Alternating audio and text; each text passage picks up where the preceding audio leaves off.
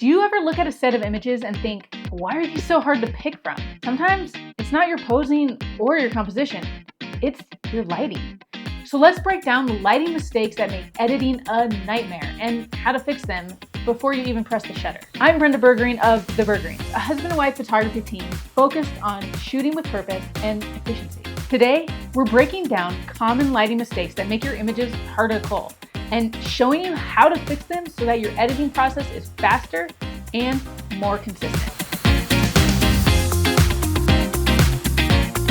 Mistake number 1, inconsistent lighting angles. One of the most fun aspects of light when it comes to your photography is playing with the angles. I love to shoot a romantic backlit portrait or a crisp front-lit headshot. Side light is particularly interesting to me. I also love a lit subject on a dark backdrop. And shooting a variety of light angles is fun and creatively inspiring. But if you do it without purpose, it can just create chaos in your process and in your shooting style.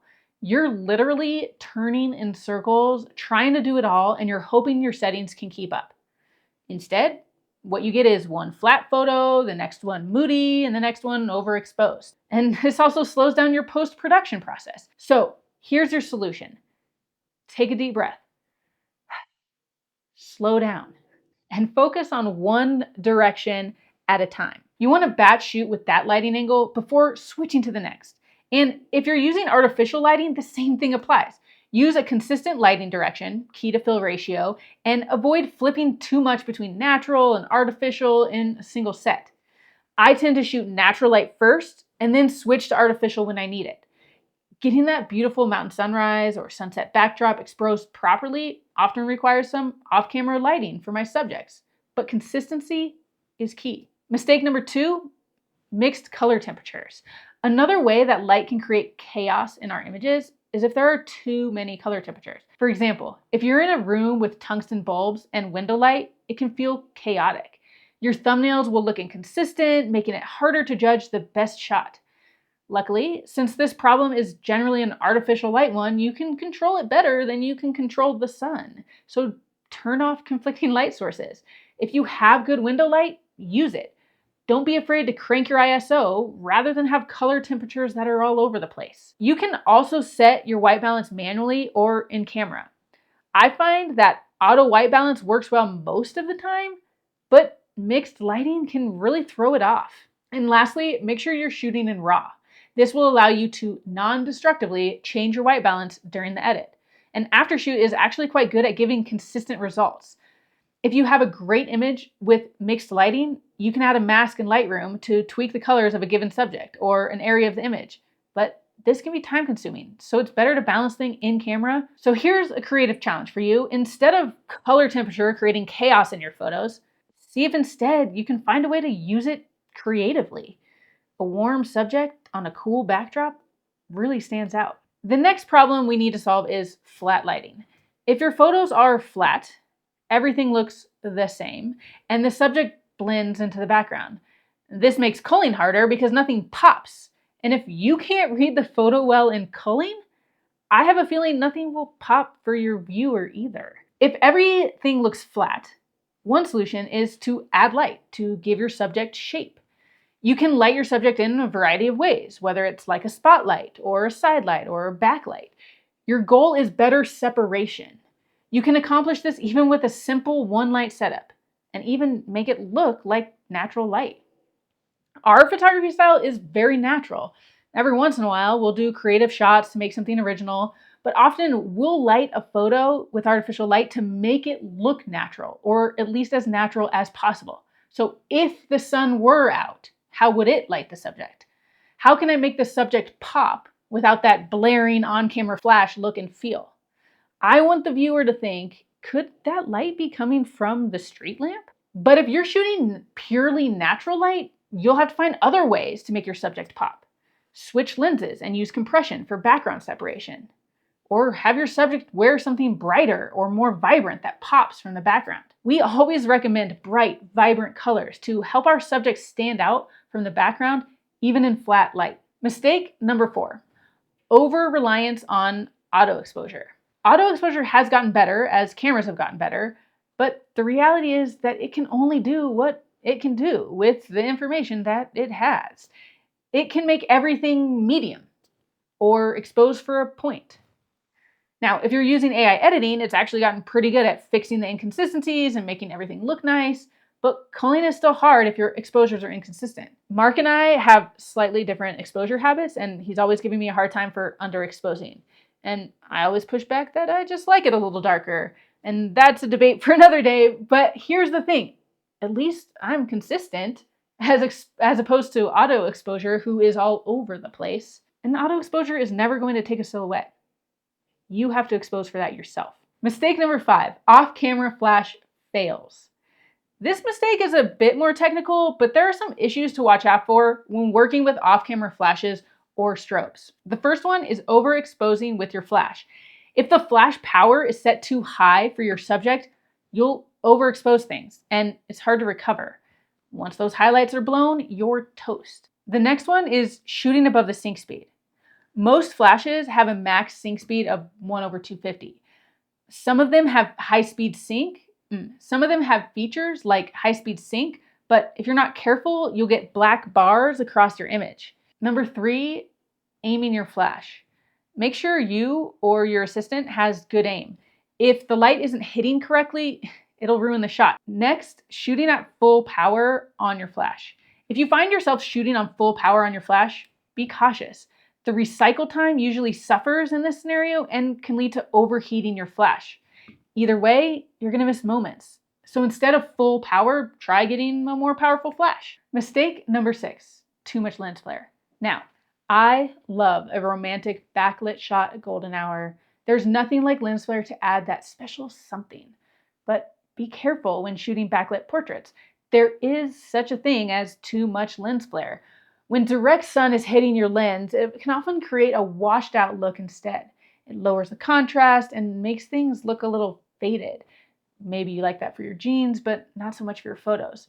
A lens hood can be a great tool, but I often find myself using my hand to shade my lens.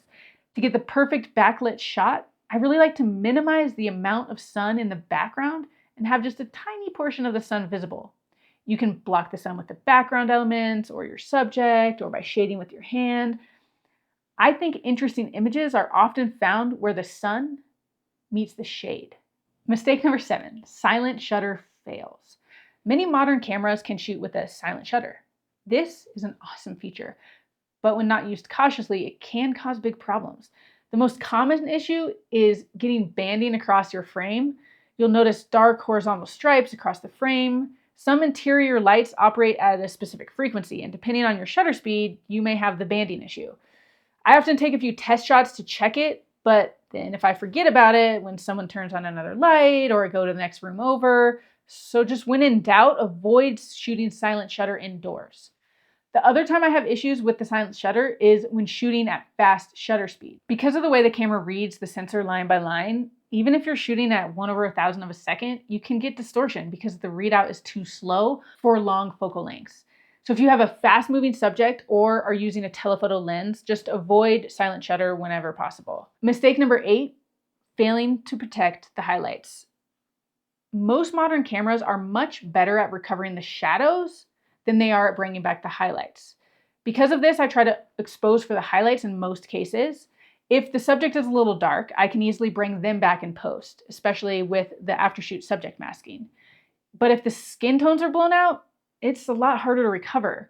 So make sure you protect the highlights and get the exposure right. You can also add this to the list of reasons to shoot in RAW. So really, when Mark gives me a hard time for underexposing, I have a good defense that I was just exposing for the highlights. Mistake number 9, shooting too much just in case.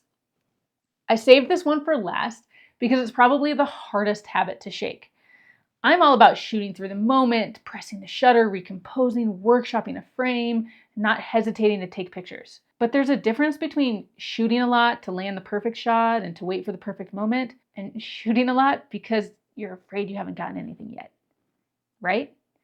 Admit it. You've been there too. Especially in poor lighting or on a tough day, you overshoot just hoping for a few keepers. But here's the thing.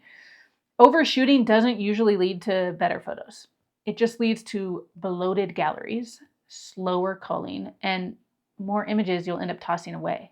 I constantly have to remind myself to slow down, shoot with intention, and trust my light. I have a portfolio I'm proud of, years of delivered galleries, and happy clients. I just have to remind myself I know how to do this. It's kind of like when I take my kids mountain biking for the first time in the season. When they're looking a little scared, I'll ask them, hey, have you done this trail before? Yes. So you know how to do it? Yes. It's just about remembering instead of panicking. And that same reminder keeps me from overshooting out of panic. And when I'm not shooting from fear, I free up creative space to find the frame that's actually worth taking. Learning to trust yourself can be so freeing. I often find that my initial gut reaction on how to compose an image is the best. A few minor tweaks to improve it maybe, that's great, but completely changing from my initial idea usually leads to something I'm not as proud of. So go with your intuition. Stay. Be patient. More is not better. It doesn't matter the 100 of potential photos you might have missed as much as it matters the few photos you crafted and created. Plus, the fewer throwaways you shoot, the faster Aftershoot can get you to the good stuff. So let's review the mistakes. For inconsistent light angles, we're going to batch our angles. Remember, it's okay to shoot various angles, just do it with intention. Your contact sheet should be sets of images, not a new frame every image. For mixed color temperatures that add chaos, we're just going to turn off conflicting light sources and start to use the color of light intentionally instead. And for that flat lighting, we're going to find a way to make our subject pop, whether that's by adding light or other solutions like a wardrobe change. To deal with our over-reliance on auto exposure, we're going to use manual. Sure, it'll be slower at first, but trust me, it's the way to go in the long run. And to avoid those off-camera flash fails, we're going to watch our flash power, flash exposure, sync speed, and our aim. For too much lens flare, we're going to let just the right amount of sun through the trees, the subject, the edge of the frame, the lens hood, or our hand. And to avoid those silent shutter fails, we're going to be extremely cautious of using silent shutter indoors. We'd rather be heard clicking a button than ruin the shot entirely. Then we're going to protect the highlights by not overexposing. And lastly, instead of shooting too much just in case, we're going to take a deep breath, trust our light, and take our shots with intention. So remember, better lighting leads to fewer images to sift through and faster decisions in your workflow. And if you're using Aftershoot, it works most efficiently when lighting and exposure are consistent too. The more you help the software, the more it helps you. So, time to fess up. I told you my most common mistake, that dreaded number 9 overshooting just in case. What's your most common lighting mistake? Let me know in the comments below and let's work on getting better together. Do you want to shoot smarter and save time on every session? That's where Aftershoot can help by making culling faster, smarter, and easier. Hit the link below and give it a spin.